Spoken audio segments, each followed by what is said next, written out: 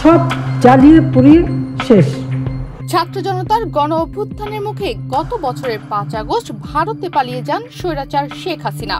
এরপর থেকেই সেখানেই অবস্থান করছেন ফ্যাসিস্ট হাসিনা। দেশ ছেড়ে পালানোর পর তার বিরুদ্ধে হত্যা ও মানবতা বিরোধী অপরাধের অভিযোগে শতাধিক মামলা হয়েছে। এসব মামলায় বিচারের মুখোমুখি করতে তাকে ফেরত চেয়েছে বাংলাদেশ। তবে ভারত সরকার এ ব্যাপারে সাড়া দিচ্ছে না। বাংলাদেশের পক্ষ থেকে হাসিনাকে ফেরত দিতে নোট, ভার্বাল ও অন্যান্য কাগজপত্র পাঠানো হয়েছে। ভারতীয় সরকার হাসিনাকে ফেরত দিতে অনীহা দেখালেও দেশটির পূর্বাঞ্চলের 55% মানুষ চান তাকে যেন বাংলাদেশে পাঠিয়ে দেওয়া হোক।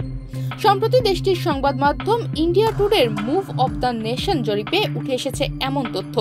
জরিপে প্রশ্ন করা হয়, বাংলাদেশের সাবেক প্রধানমন্ত্রী শেখ হাসিনাকে ভারত সরকারের আশ্রয় দেওয়ার ব্যাপারে আপনার মতামত কি?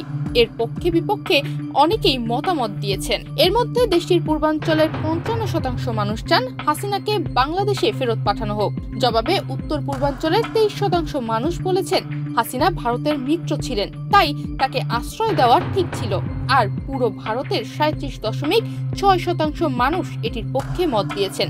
তবে বাংলাদেশের বর্তমান সরকারের সঙ্গে ভালো সম্পর্ক গড়তে হাসিনাকে এখন ফেরত পাঠানোর পক্ষে মত দিয়েছেন উত্তর পূর্বাঞ্চলের 55% মানুষ।